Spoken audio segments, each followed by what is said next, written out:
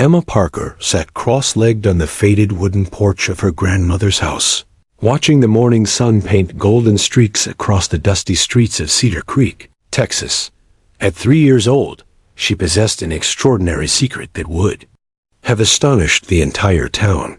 She could hear the thoughts of every dog within a mile radius. The constant mental chatter of barks, whimpers, and canine conversations filled her young mind like a radio station only she could tune into. Her grandmother Rose hummed gospel songs while hanging laundry on the line, completely unaware that Emma was currently listening to Mrs. Henderson's beagle, complaining about the mailman's cologne 2 houses down. The gift had manifested shortly after the car accident that claimed her parents 6 months ago. At first, Emma thought all children could hear dogs thinking, but she quickly learned to keep quiet. When adults looked at her strangely, after she mentioned what Buddy, the neighbor's retriever, had said about buried bones in the backyard. Cedar Creek Elementary's preschool class knew Emma as the silent girl who preferred sitting alone during story time, coloring pictures of dogs with meticulous detail, while other children chattered about cartoons and toys. Her teacher, Mrs. Davidson, often expressed concern to Rose about Emma's lack of verbal participation, suggesting counseling to help process her parents' tragic death. But Emma wasn't traumatized into silence. She was simply overwhelmed by the constant stream of canine consciousness flooding her developing brain. The mental voices varied dramatically in personality and intelligence. Cooper, the German shepherd 3 streets over, thought in complex sentences about territory patrol and family protection. Tiny Pomeranian Princess, who lived in the pink house with white shutters, communicated in high-pitched, excited bursts about squirrels and tennis balls. Each dog's mental signature was as unique as human fingerprints, and Emma had learned to recognize every canine resident in their small community. This particular Thursday morning started like any other until Principal Garcia's voice crackled through the school's intercom system, announcing a special visitor for Career Day. Emma looked up from her coloring book, featuring a particularly detailed German shepherd, when she heard the familiar jingle of dog tags echoing down the hallway. Her heart began racing with anticipation as unfamiliar canine thoughts brushed against her consciousness, thoughts that felt different from any dog she'd encountered before. The classroom door opened, and Officer Jake Miller stepped inside wearing his crisp blue uniform, followed by the most magnificent dog Emma had ever seen. Bruno stood nearly 3 feet tall at the shoulder, his black and tan coat gleaming under the fluorescent lights. Battle scars crisscrossed his muscled frame, telling stories of dangerous missions and unwavering courage. Unlike the neighborhood pets who thought about food, walks, and belly rubs, Bruno's mind hummed with purpose, discipline, and an intelligence that rivaled most adults Emma knew. "Good morning, children," Officer Miller announced with a warm smile. "I'd like you to meet my partner, Bruno. He's been working with the police department for 5 years, helping us catch bad guys and find missing people." The other children gasped with excitement, but Emma remained perfectly still, her small hands gripping her coloring crayons as Bruno's penetrating gaze swept across the classroom. Bruno's mental voice crashed into Emma's consciousness with startling clarity and urgency. Unlike the playful chatter of neighborhood dogs, his thoughts carried the weight of desperate necessity. "Little one with the bright spirit," his voice resonated in her mind, deep and authoritative, yet tinged with vulnerability. "I have searched long for someone who could truly hear me. The humans try their best, but they miss so much of what I need to tell them." Emma's eyes widened as Bruno continued his silent communication. "There is something terrible happening, something that requires both human intelligence and canine senses working together. I have tried to warn my partner through our usual signals, but this situation demands more precise communication than our training allows." The massive German shepherd took a step closer to Emma's tiny desk, his intense brown eyes never leaving hers. Officer Miller began explaining Bruno's training regime, demonstrating how the dog could detect drugs, explosives, and track suspects across miles of terrain. The other children raised their hands with questions about police work, but Emma found herself locked in mental conversation with Bruno. "You can hear me clearly, can't you, little one? I sense the gift burning bright within your mind. It's rare. Perhaps 1 in a million humans possess this ability naturally." Emma nodded almost imperceptibly, her heart pounding as Bruno's thoughts grew more urgent. Time is running short for someone very important. A child, not much older than you, needs our help. But I cannot make the humans understand the gravity of the situation through normal means. They see my agitation as eagerness for training or play, not the desperate attempt at communication it truly is. The classroom demonstration continued with Bruno performing impressive tricks, sitting, staying, and finding hidden objects that Officer Miller had planted around the room. But beneath the surface, Emma sensed the dog's growing frustration. Every moment we waste on these simple demonstrations, the scent grows fainter. The trail becomes harder to follow. I need someone who can bridge the gap between our worlds, someone who can translate my urgent warnings into human understanding.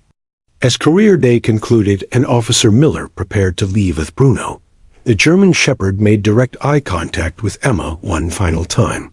His mental message was crystal clear and filled with desperate hope.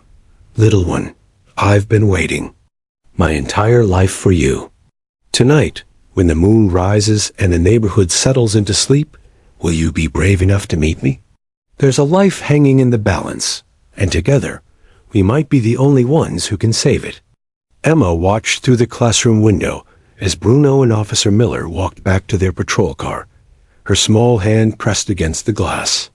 She had always known her gift was meant for something important, but she never imagined it would involve a life-or-death mission. As the police cruiser disappeared around the corner, Emma made a decision that would change everything. She would find a way to meet Bruno that night, no matter what it took.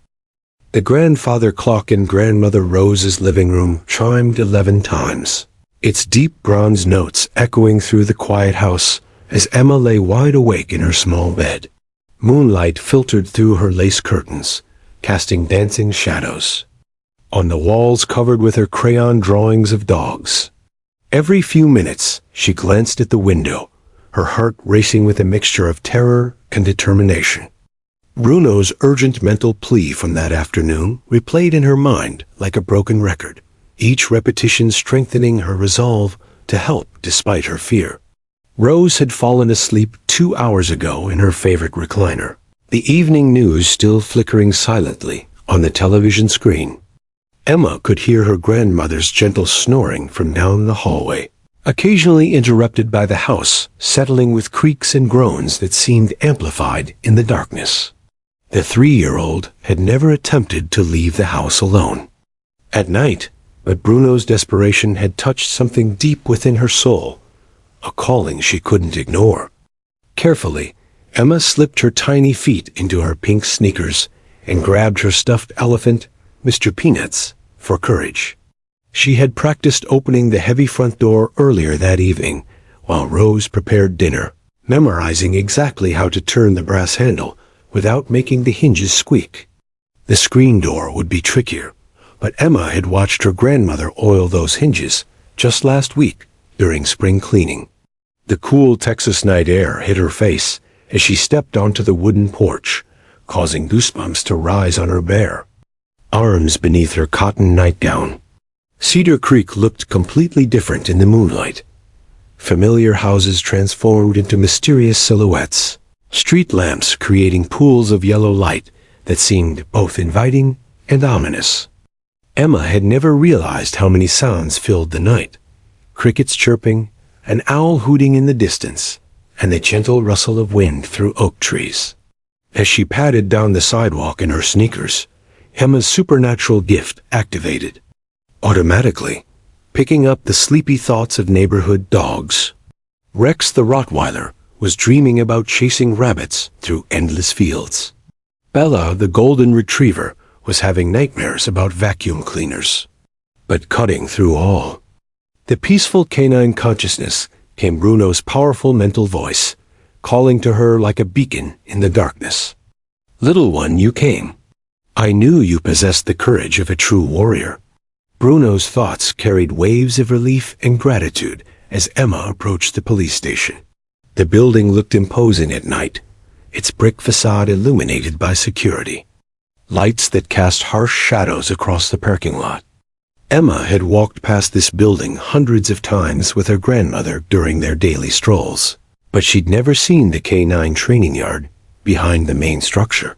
Following the chain-link fence around to the back, Emma discovered Bruno, pacing frantically in a large enclosed area filled with training obstacles and equipment.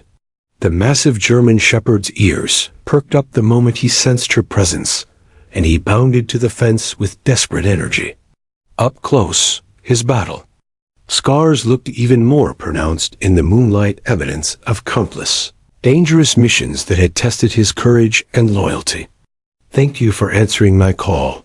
Bruno's mental voice trembled with emotion. "What I'm about to share will frighten you, but you must understand the gravity of our situation." Emma pressed her small fingers through the chain-link fence, making contact with Bruno's massive paw.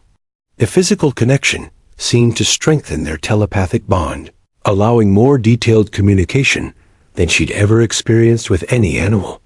3 days ago, during a routine patrol through Miller's Woods on the outskirts of town, I detected a scent that chilled my very soul, Bruno continued, his thoughts becoming more vivid and urgent.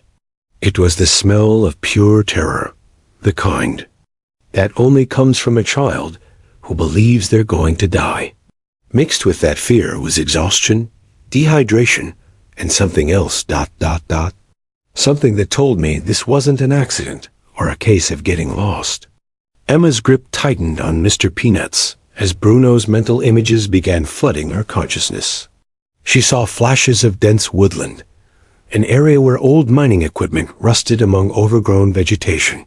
The scent trail led to a location that made no sense to the adult humans, a place they'd already searched multiple times without success. The little boy, his name echoes in his frightened thoughts as Tommy. He's trapped somewhere dark and cold. I can smell metal, rust, and stagnant water. But here's what terrifies me most, little one. His scent is growing weaker each day.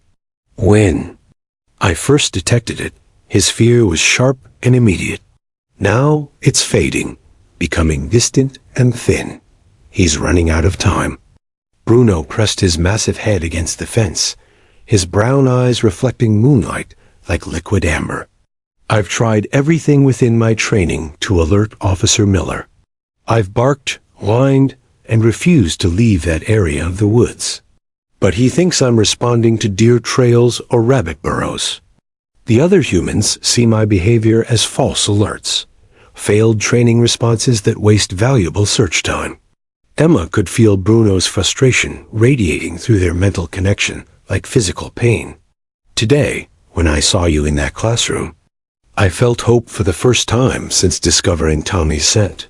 You're the bridge I've been praying for, someone who can understand my warnings and translate them for the humans. The weight of responsibility settled on Emma's small shoulders like a heavy blanket. Tomorrow, they're expanding the search to areas 20 miles away, Bruno continued desperately. They're convinced Tommy wandered off toward the highway or was taken by a stranger. But I know he's still in those woods, trapped and fading fast. If we don't act soon, if we can't make them understand. Bruno's mental voice trailed off, but Emma understood the unspoken truth. Tommy would die. Standing in the moonlight beside the police station fence, 3-year-old Emma Parker realized her extraordinary gift came with an equally extraordinary responsibility. A little boy's life hung in the balance, and she was the only person in the world who could hear Bruno's desperate warnings clearly enough to act on them. The question now was whether a toddler could find the courage and wisdom to save someone she'd never met, armed with nothing but her supernatural ability and an unshakable faith in a police dog's instincts. The piercing wail of sirens shattered the peaceful morning calm of Cedar Creek, jolting Emma awake from restless dreams filled with Bruno's desperate warnings.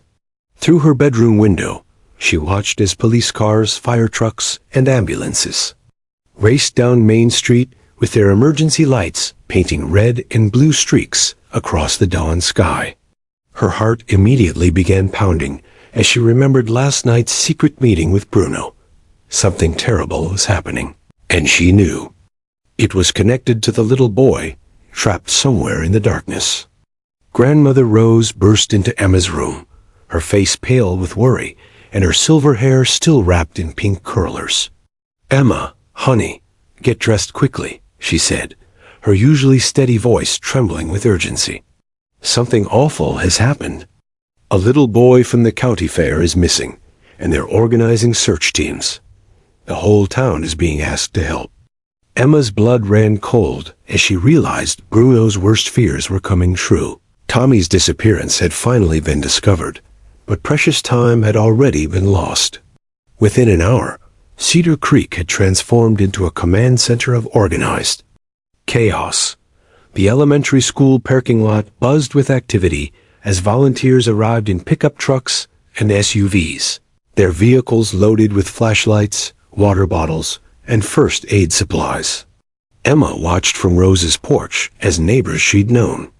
Her entire life gathered in worried clusters, sharing theories about what might have happened to 5-year-old Tommy Rodriguez. The boy had vanished from the annual Cedar Creek County Fair sometime after 8 o'clock the previous evening, last seen near the livestock barn where his father was judging the pig competition. Sheriff Martinez stood on the school steps with a megaphone, his weathered face etched with the kind of grim determination that comes from 30 years of law enforcement. "Folks, we need every able-bodied person to help search Miller's Woods and the surrounding areas." His amplified voice carried across the crowd. Tommy Rodriguez is 5 years old, about 3 feet tall, with dark hair and brown eyes. He was wearing a red striped t-shirt and blue jeans when he disappeared. His parents are beside themselves with worry, and we need to bring this boy home safely. Emma spotted Tommy's parents standing beside the sheriff, and her heart nearly broke at the sight of their anguish. Maria Rodriguez clutched a small photograph of her son, tears streaming down her cheeks, as she spoke with reporters who had already begun arriving from neighboring towns.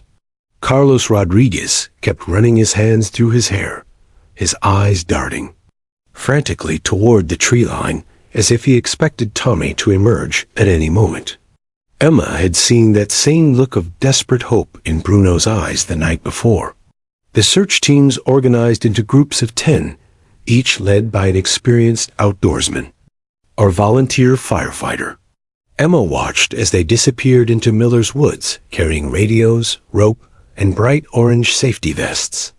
From her position on the porch, she could see the forest canopy stretching for miles in every direction, thousands of acres of dense woodland, where a small boy could easily become lost or trapped.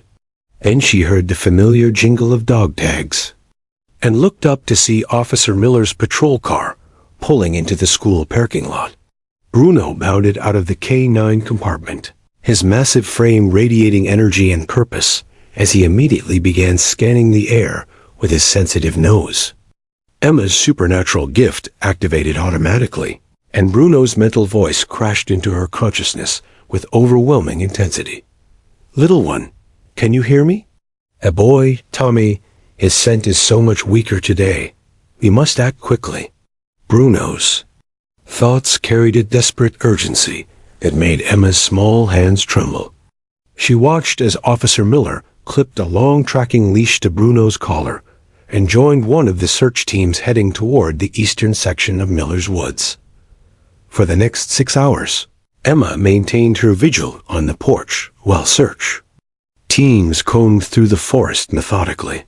Helicopters circled overhead, their rotors creating a constant thundering sound that echoed off the hills. K9 units from 3 neighboring counties had arrived to assist, and their handlers coordinated. Grid searches through the most likely areas where a frightened child might seek shelter. But through her telepathic connection, Emma could feel Bruno's growing frustration. Every 30 minutes, his mental voice would reach out to her. "They keep leading me away from the right area. I know where he is, but they won't listen to my signals." Emma watched through binoculars as Bruno repeatedly tried to guide his team toward a specific section of woods near an old abandoned mining site. But each time the human searchers redirected him based on their predetermined search pattern. The scent is strongest near the old well area. Bruno's thoughts became increasingly desperate. There are rotting wooden boards covering something deep underground. But every time I try to investigate, they pull me away thinking I'm chasing rabbit trails. Little one, can you see us from your position? We're near the place where the rusted mining equipment creates shadows in the afternoon sun. Emma strained her eyes and could just make out the search team's orange vests moving through. The trees about a mile away. Through her connection with Bruno, she could sense his absolute certainty about Tommy's location. But she also felt the humans' dismissive attitude toward what they perceived as false alerts from an overeager dog. As the sun began setting on, the first day of the official search, teams started returning to the command center with grim expressions and empty hands. Emma overheard Sheriff Martinez telling the assembled volunteers, "We'll resume at dawn with fresh teams and expand our search radius to include the highway access roads and abandoned buildings on the outskirts of town." Emma's heart sank as she realized they were about to move the search away from where Bruno knew Tommy was trapped. That night, as exhausted volunteers headed home and the Rodriguez family maintained their desperate vigil at the police station, Emma made a decision that would either save Tommy's life or put herself in terrible danger. She would have to find a way to guide the adults to the exact location Bruno had identified, even if it meant revealing her extraordinary gift to the entire town. The clock was ticking, and a little boy's life hung in the balance. The second night of Tommy's disappearance brought with it a bone-chilling fog that rolled across Miller's Woods like a ghostly blanket, reducing visibility to mere feet and making the search efforts nearly impossible. Emma lay in her small bed, staring at the ceiling while listening to the distant sounds of emergency vehicles and the occasional helicopter circling overhead with powerful searchlights that cut through the mist in sweeping arcs. Her grandmother Rose had finally fallen into an exhausted sleep after spending the entire day coordinating food donations for the volunteer searchers. But Emma remained wide awake, her mind racing with desperate plans. Through her telepathic connection, Bruno's mental voice had grown increasingly frantic throughout the evening. "Little one, I can barely detect Tommy's scent anymore. The fog is washing away the trail, and his life force grows weaker with each passing hour. I estimate he has less than 12 hours before." Bruno's thoughts trailed off, but Emma understood the terrible implication. If they didn't find Tommy soon, it would be too late. Emma had spent the afternoon watching from her bedroom window as search teams returned with defeat etched on their faces. She'd overheard Sheriff Martinez telling her grandmother that they were expanding the search to include abandoned buildings and highway rest stops 20 miles away, convinced that Tommy had either wandered much farther than anyone imagined or had been abducted.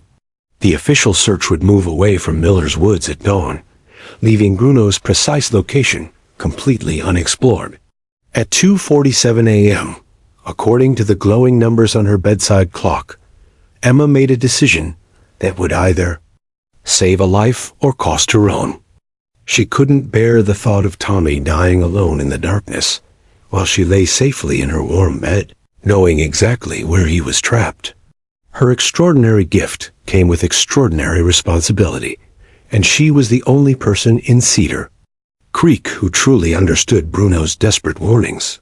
Moving with the stealth that only a determined child could possess, Emma slipped out of her nightgown and into her warmest clothes, jeans, a thick sweater, and her sturdy hiking boots that Rose had bought for their nature walks. She grabbed her small backpack and filled it with everything she thought might help. A flashlight, granola bars, a water bottle, and Mr. Peanuts for courage. Most importantly, she took the emergency whistle that Rose kept by the front door. The one her grandmother had insisted she learn to use in case of danger. The fog transformed Cedar Creek into an alien landscape as Emma crept through the empty streets toward Miller's Woods. Street lamps created eerie halos of yellow light that seemed to float in the mist, and familiar houses became shadowy monuments barely visible through the thick air. Every sound seemed amplified, the crunch of gravel under her boots, the distant hoot of an owl, and her own rapid breathing as adrenaline coursed through her tiny body. As she approached the edge of Miller's Woods, Emma activated her supernatural gift to locate Bruno. The massive German Shepherd was still in the canine yard at the police station, but his mental voice immediately connected with hers across the distance. "Little one, what are you doing out in this dangerous fog? You must return home immediately. These woods are treacherous, even for trained adults." "I'm going to find Tommy," Emma replied through their telepathic link, her mental voice carrying a determination that surprised even herself. "You know exactly where he is, and I'm the only one who can understand your directions. We can't wait for the grown-ups to listen. Tommy doesn't have that much time left." Bruno's thoughts flooded with a mixture of admiration and terror. "Your courage honors the bravest warriors I've known, but the path is dangerous. If you're determined to attempt this rescue, you must follow my instructions precisely. Head toward the old mining area where the rusted equipment creates landmarks. Stay on the main trail for exactly 847 of your small steps, then turn left at the lightning-split oak tree." Emma entered the fog-shrouded woods with her flashlight cutting a narrow beam through the dense mist. The familiar forest sounds were muffled and distorted, creating an otherworldly atmosphere that would have terrified most adults. But Emma pressed forward, counting her steps carefully, while Bruno continued his detailed navigation instructions. Through their mental connection, after the oak tree, you'll see a pile of rotting lumber from an old mining shed. Beyond that, look for 3 large boulders arranged in a triangle. The miners used them as boundary markers decades ago. Tommy is trapped approximately 50 yards northeast of those stones, near what appears to be solid ground covered with wooden boards. As Emma navigated deeper into the woods, she began picking up other canine thoughts from search dogs still working the area despite the challenging conditions. Their mental voices created a chaotic symphony of scent analysis and confusion, but Bruno's clear directions cut through the noise like a lighthouse beacon guiding her toward her destination. "I can see your flashlight beam through the fog." Bruno's thoughts suddenly intensified with excitement. "You're very close now, little one. The wooden boards I mentioned, they're not covering an old mining shaft, as I initially thought. My enhanced senses now detect that it's a covered well, probably forgotten for decades. Tommy fell through rotted boards and is trapped approximately 15 feet down." Emma's heart pounded as she spotted the area. Bruno described what looked like solid ground covered with weathered planks and overgrown with weeds. As she approached carefully, she heard the faintest sound that made her blood run cold. A weak whimpering echoing from somewhere far below the wooden boards. "Tommy?" she whispered, pressing her ear close to the boards. "Tommy, can you hear me?" A barely audible voice drifted up from the darkness. "Help. Please help me ... I'm so cold and scared." Emma's hands trembled as she realized the magnitude of what she'd discovered. Tommy was alive, but trapped in a situation far beyond her physical ability to resolve. The boards covering the well were too heavy for her small hands to move, and she couldn't climb down to reach him, even if she could clear the opening. She needed adult help immediately. But how could a 3-year-old convince searchers to come to this exact location in the middle of the night during a dangerous fog? Then Emma remembered Bruno's radio collar, the emergency beacon that could summon Officer Miller instantly. But activating it would mean revealing her supernatural gift to the entire world, forever changing her quiet life in Cedar Creek. As Tommy's weak cries drifted up from the depths below, Emma realized that some secrets were worth sacrificing to save a life. Emma knelt beside the covered well in the fog-shrouded darkness, her small hands trembling as Tommy's weak cries drifted up from the depths below. The weight of the moment crashed down on her 3-year-old shoulders. She had found him exactly where Bruno said he would be, but now she faced an impossible choice. Revealing her supernatural gift would change everything, exposing her to a world of scrutiny and disbelief that could destroy the quiet life she shared with Grandmother Rose. But keeping her secret meant watching Tommy die alone in the darkness, while she remained powerless to save him. "Tommy, my name is Emma," she called softly into the well, her voice barely carrying through the thick fog. "I'm going to get help, okay? You need to stay strong just a little bit longer." The response was heartbreaking, a barely audible whimper followed by words that nearly broke her resolve. "I thought nobody would ever find me. I've been calling for help for so long, ... To her telepathic connection, Bruno's mental voice provided urgent encouragement. "You have shown more courage than soldiers twice your age, little one. Now you must take the final step. My radio collar has an emergency beacon that will bring Officer Miller directly to your location within minutes. All you need to do is press the red button on the side of the collar unit." Emma's mind raced as she considered the implications. The moment she activated that beacon, she would have to explain how a 3-year-old had navigated through dangerous fog-covered woods in the middle of the night to locate a missing child that trained search teams couldn't find.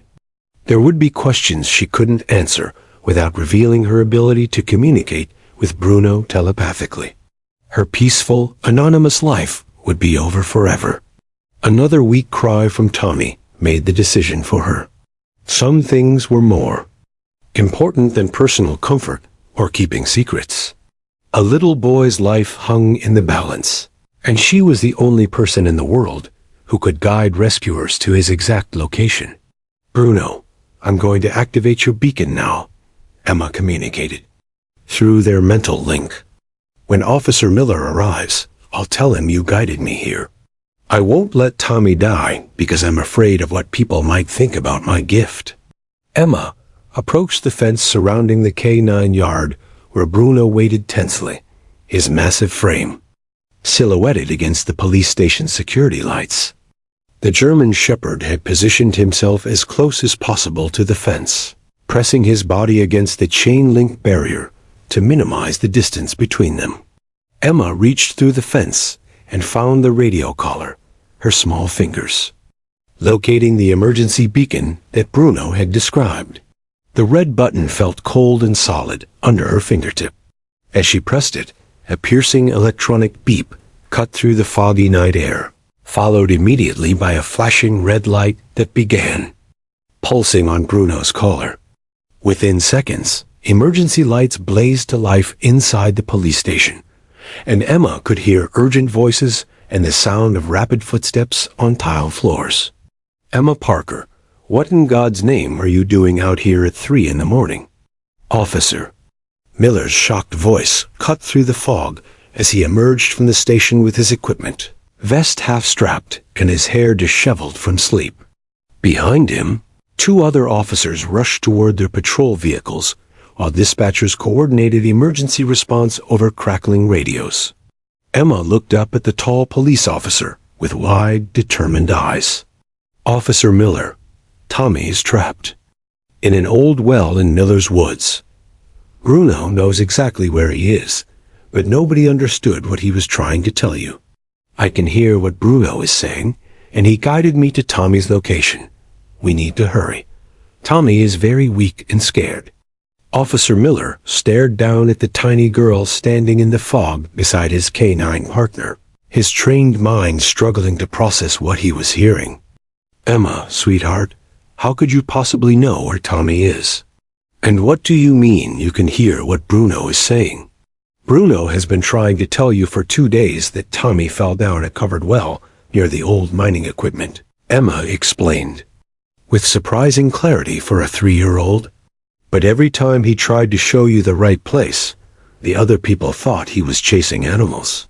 Bruno talks to me in my head, and he's been begging me to help save Tommy before it's too late." The skepticism in Officer Miller's eyes warred with the desperate hope of a man who had spent 2 days searching unsuccessfully for a missing child.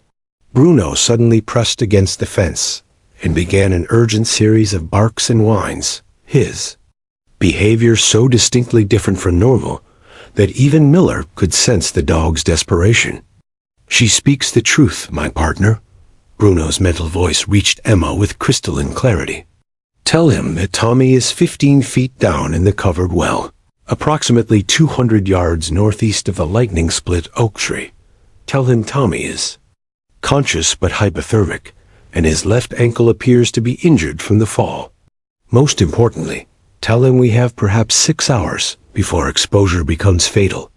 Emma relayed Bruno's detailed information with precision that stunned Officer Miller into silence. No 3-year-old could fabricate such specific details about search and rescue scenarios, medical conditions, or geographical landmarks, either. Emma Parker possessed an extraordinary gift, or she had somehow stumbled upon information that could save Tommy Rodriguez's life. "Officer Miller," Emma continued urgently, "Bruno says Tommy's scent is very weak now, which means he doesn't have much time left. The fog is making everything harder, but Bruno can guide us directly to the well if you'll trust him. Please, we have to go right now." Looking down at the determined little girl standing in the fog beside his increasingly agitated canine partner, Officer Miller made a command decision that would either validate the most incredible story he'd ever heard, or waste precious time following the impossible claims of a toddler. But something in Emma's eyes, a depth of knowledge and certainty that transcended her age, convinced him to take the chance. "All units, this is Miller. I have a potential lead on Tommy Rodriguez's location, requesting immediate backup, rescue, equipment, and medical support at the old mining site in Miller's Woods, and dispatch ... You're not going to believe how we got this information." The successful rescue of Tommy Rodriguez from the abandoned well became the miracle that transformed Emma Parker from an anonymous toddler into a media sensation overnight. Within hours of Tommy being pulled to safety, news vans with satellite dishes began arriving in Cedar Creek like a technological invasion force, their crews setting up equipment on every corner and turning the quiet small town into a bustling circus of reporters, cameras, and curious onlookers from neighboring counties. Emma sat on her grandmother's front porch 3 days after the rescue, still wearing the same pink dress Rose had carefully pressed for her first television interview. The events of that foggy night felt surreal now, a frantic rescue operation. The paramedics working over Tommy's hypothermic body, and Officer Miller's amazed expression as he realized Emma had led them to the exact location Bruno had been indicating for days. Tommy was recovering well in the county hospital, his parents crediting Emma and Bruno with saving their son's life when all hope had seemed lost. The dog whisperer of Cedar Creek had become Emma's unwanted nickname across social media platforms, with videos of her rescue story accumulating millions of views. Reporters had descended on the town like hungry locusts, each one desperate for an exclusive interview with the mysterious 3-year-old who claimed she could communicate telepathically with police dogs. The story had all the elements that modern media craved: an impossibly young hero, a miraculous rescue, and a supernatural angle that defied rational explanation. Rose sat beside Emma in her favorite wicker chair, fielding phone calls from news networks, book publishers, and television producers who wanted to feature Emma's story. The elderly woman looked overwhelmed by the constant attention, her usually calm demeanor strained by the relentless pressure of managing Emma's sudden fame while protecting her granddaughter's well-being. "No, we will not be appearing on any late-night talk shows," Rose said firmly into her cell phone, her voice carrying the authority of a grandmother who had reached her limit with media requests. "Emma is 3 years old, not a circus performer. If you want to interview her, it will be here in our home, during reasonable hours, with questions I approve beforehand." Through her telepathic connection, Emma could sense Bruno's discomfort, with all the attention as well. The German Shepherd had been promoted to celebrity status alongside her, with photographers constantly trying to capture images of this psychic partnership that had solved Cedar Creek's most dramatic missing child case in decades. Bruno's mental voice carried a mixture of pride and concern as he communicated with Emma from the police station. "Little one, I am honored that our bond has brought Tommy home safely. But this attention troubles me." Bruno's thoughts reached her clearly, despite the distance and chaos. There are dangerous people in crowds like these, individuals whose intentions toward children are not pure. My training has taught me to identify threats, and I sense several concerning presences among the reporters and photographers surrounding your home. Emma's supernatural gift had been expanding since the rescue, allowing her to detect thoughts from dogs across an even wider radius than before. She could hear the excited chatter of neighborhood pets discussing all the unusual activity, the nervous energy of search dogs still working practice drills at the police station, and something else, a darker, more disturbing mental signature that made her skin crawl. That afternoon, during what was supposed to be a carefully controlled press conference in Rose's living room, Emma's enhanced abilities detected something that would change everything once again. Among the crowd of legitimate journalists sat a man with a professional camera and press credentials, but his thoughts carried an unmistakably sinister quality that Bruno had been warning her about. "Ladies and gentlemen," Sheriff Martinez addressed the assembled reporters, his voice carrying the weariness of a man who had dealt with more media attention in 3 days than in his entire previous career. Emma Parker and her remarkable connection with our K9 unit have demonstrated something that challenges our understanding of human-animal communication. While we don't claim to understand the science behind her abilities, we cannot deny the results.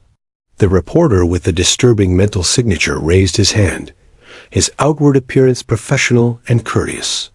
But through her expanding telepathic abilities, Emma could sense something terrible about this man, images and intentions that made Bruno's mental warnings seem like gentle whispers compared to the darkness radiating from this individual's thoughts. "Mr. Reporter," Emma suddenly interrupted the press conference, her small voice cutting through the adult conversation with startling clarity. "Bruno says you're thinking bad thoughts about children, and your car smells like rope and fear." The room fell completely silent as every adult turned to stare at the 3-year-old who had just made an impossible accusation against a seemingly credible journalist. The man's face went pale as he stood up quickly, claiming he had another assignment to attend to. But Officer Miller, now attuned to taking Emma's warnings seriously after the Tommy rescue, noticed the suspicious behavior and motioned for backup. Within minutes, they discovered that the reporter was actually Marcus Webb, a wanted child predator who had been using fake press credentials to get close to Emma under the guise of covering her story. "His real name is Marcus Webb, Detective," Sarah Chun announced to the stunned group of legitimate reporters.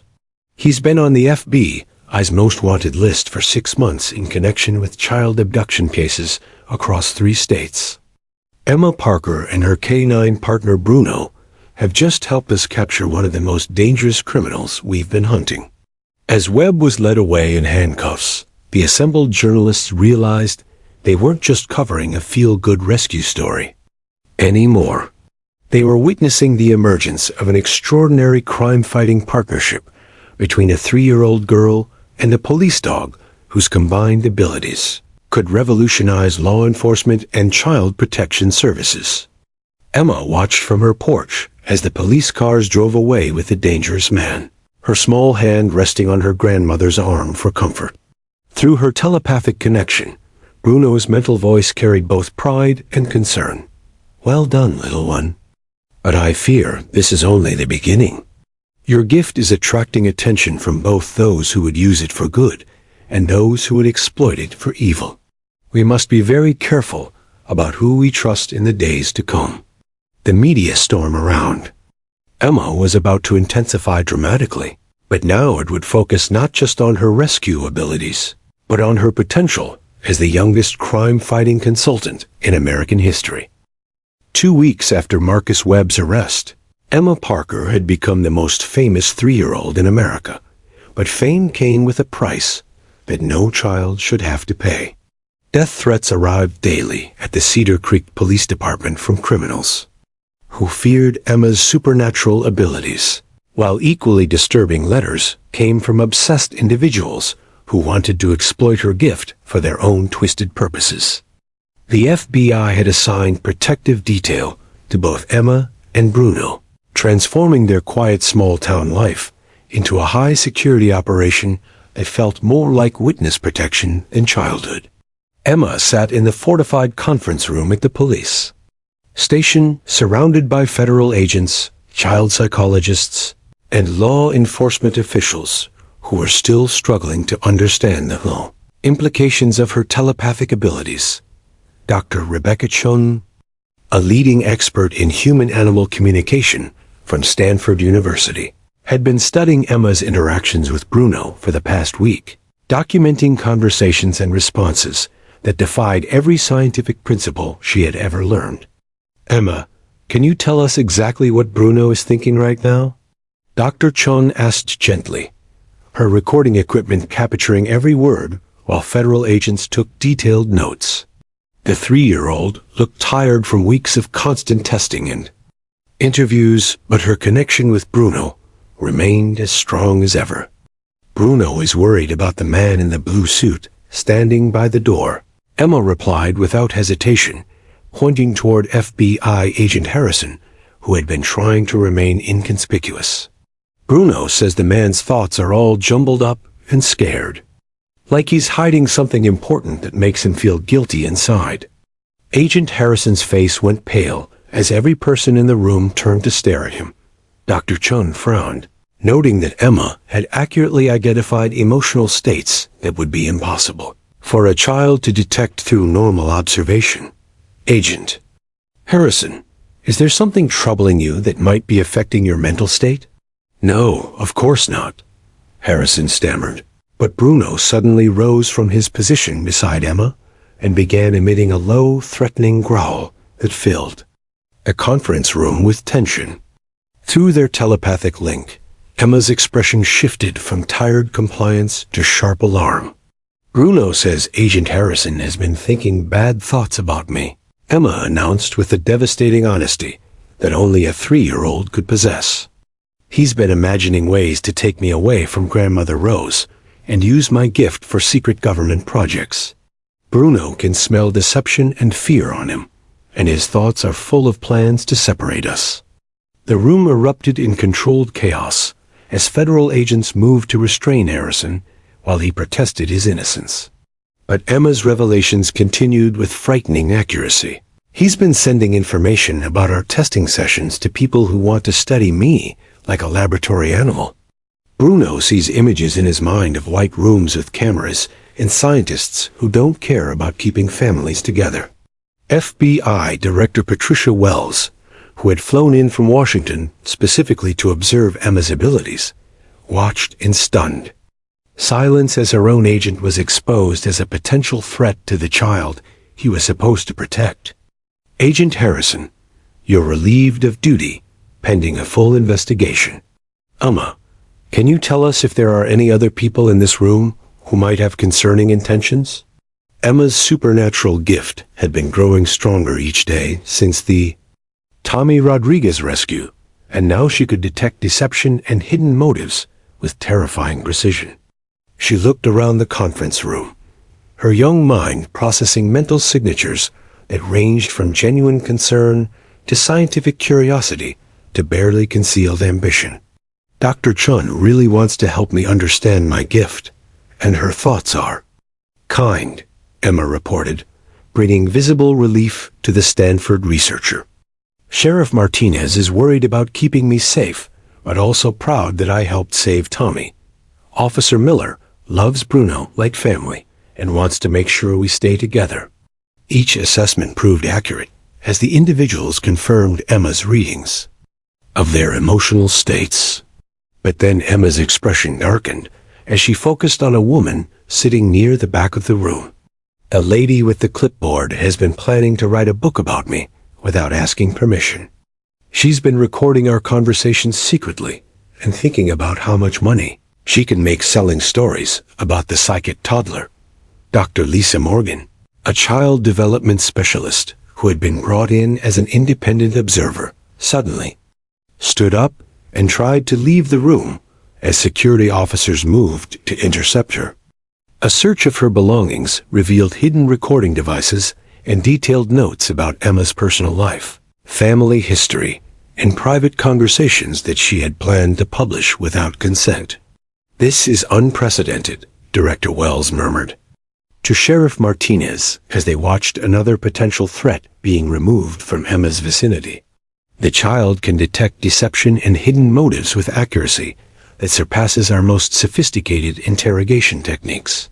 But we're also seeing how dangerous this level of exposure is for someone her age.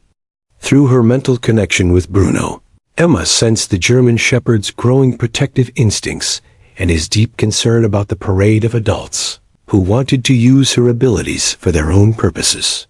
Bruno is tired of all these people pretending to help when they really just want to study me or make money from my gift, Emma told the assembled officials. He thinks we should go home and help people the right way, like we helped Tommy. Officer Miller, who had become Emma's strongest advocate within law enforcement, stepped forward with a proposal that would change everything. Director Wells, what if we created a special program that allows Emma and Bruno to help with specific cases while protecting her childhood and keeping her with her grandmother? A consulting arrangement that prioritizes her welfare over any institutional interests. Emma looked up at Officer Miller with gratitude shining in her young eyes. Through their telepathic bond, Bruno communicated his approval of the plan. That would allow them to continue their crime-fighting partnership while maintaining the family structure that kept Emma grounded and protected. Bruno says that sounds perfect, Emma announced with a smile that lit up the entire conference room. We want to help catch bad people and save children, but we also want to go home and have dinner with Grandmother Rose every night. As federal agents continued investigating the security breaches within their own ranks, Emma Parker had proven that her extraordinary gift came with the wisdom to identify not just criminal threats, but also the adults who could be trusted to help her use her abilities for good while protecting the childhood that remained her most precious possession. 6 months had passed since Emma Parker first heard Bruno's desperate plea in that Cedar Creek elementary classroom, and the world had changed in ways that neither the 3-year-old nor her canine partner could have imagined. What began as a single rescue mission had evolved into the Parker-Bruno Consulting Program, a revolutionary partnership between the FBI and the youngest crime consultant in American history. Emma's 4th birthday party was being held in the backyard of her grandmother's house. But this wasn't an ordinary celebration. It was also a commemoration of the extraordinary journey that had transformed a quiet Texas town into the headquarters of the most unique law enforcement collaboration ever documented. The guest list reflected Emma's incredible story. Tommy Rodriguez and his parents sat at the picnic table nearest the birthday cake, their presence a constant reminder of the life-saving bond between Emma and Bruno. Sheriff Martinez mingled with FBI Director Patricia Wells, who had flown in specifically to celebrate the partnership that had already solved 14 major cases across 3 states. Dr. Rebecca Chun from Stanford documented the party for her ongoing research, while Officer Miller and Bruno supervised the safety perimeter that had become standard procedure for any public appearance by their famous consulting team. Emma wore a special birthday dress that Grandmother Rose had sewn herself bright blue with small dog silhouettes embroidered around the hem, a subtle tribute to the gift that had changed their lives forever. As she blew out her 4 candles, surrounded by friends and family who had supported her through the most extraordinary year any child had ever experienced, Emma's telepathic connection with Bruno carried waves of contentment and purpose that seemed to radiate throughout the entire gathering. "Make a wish, sweetheart," Rose encouraged, her voice thick with emotion, as she watched her granddaughter handle fame and responsibility with grace that amazed everyone who met her. Emma closed her eyes and made the same wish she had been making for months, that she and Bruno could continue helping people while staying together as a family, no matter how many important adults wanted to change their arrangement. The Parker-Bruno Consulting Program had established strict protocols that protected Emma's childhood while utilizing her extraordinary abilities. She worked only 2 hours per day, 4 days per week, with mandatory breaks for naps, playtime, and normal preschool activities. Bruno remained her constant companion and protector, their telepathic partnership having evolved into something that scientists were still struggling to understand or replicate. Their most recent case had involved locating 3 missing children in Arizona, where Emma's ability to communicate with local search dogs had led to a successful rescue within 18 hours of the initial request for assistance. The children had been trapped in an abandoned mine shaft after an earthquake, and traditional search methods would have taken days to locate them. Emma's consultation with the K9 units had pinpointed their exact location, saving precious time and potentially 3 young lives. "Emma, can you tell us what Bruno is thinking right now?" asked Marcus Thompson, a journalist from National Geographic who was documenting their partnership for a groundbreaking feature story about human-animal communication. Unlike the exploitative reporters who had descended on Cedar Creek during an early media frenzy, Thompson had earned Emma's trust through weeks of respectful interaction and genuine interest and understanding rather than sensationalizing her gift. Emma looked at Bruno, who was lying peacefully under the shade of an oak tree, his alert eyes scanning the party guests while maintaining his protective vigil. "Bruno is happy that so many good people came to celebrate with us," she replied with the articulate speech that had developed remarkably since her abilities first manifested. "He's also thinking about a letter that came to the police station today from a family in Colorado whose little girl has been missing for 5 days. Bruno wants to know if we can help them tomorrow." Officer Miller nodded, confirming that they had indeed received an urgent request that morning. "The Denver Police Department has asked for our assistance with a case that has similarities to the Tommy Rodriguez situation. If Emma and Bruno are willing to consult on the case, we could potentially save another child's life." Emma's expression grew serious as she considered the request, her young mind processing the weight of responsibility that came with her extraordinary gift. Through her telepathic connection, she could sense Bruno's eagerness to help combined with his protective concern for her well-being. A partnership had taught them both that some abilities came with obligations that transcended personal comfort or convenience. "Bruno says the missing girl is scared and calling for help, just like Tommy was," Emma announced to the assembled adults. "Her name is Sophia, and she's hiding somewhere dark because she's afraid of the bad man who took her. Bruno can smell her fear even from here in Texas, and he knows we need to help her family find her before something terrible happens." The birthday party took on a different tone as Emma's supernatural abilities reminded everyone present that her gift extended far beyond party tricks or media fascination. She was genuinely connected to a network of canine consciousness that spanned the entire continent, allowing her to detect distress calls from children in danger, regardless of distance or circumstance. FBI Director Wells approached Emma with a respectful demeanor that had become standard protocol when requesting her assistance. "Emma, would you and Bruno be willing to help Sophia's family? We understand if you prefer to enjoy your birthday. Celebration first, but time may be critical in this case." Emma looked around at her party guests, people who had become her extended family through the extraordinary circumstances that had brought them together. Tommy Rodriguez, now a healthy 5-year-old, nodded encouragingly from his seat beside his parents. Sheriff Martinez gave her a supportive smile that conveyed both pride and understanding. Grandmother Rose squeezed her hand gently, silently communicating that whatever decision Emma made would have her unwavering support. "Bruno and I will help Sophia," Emma declared with the quiet confidence that had become her trademark.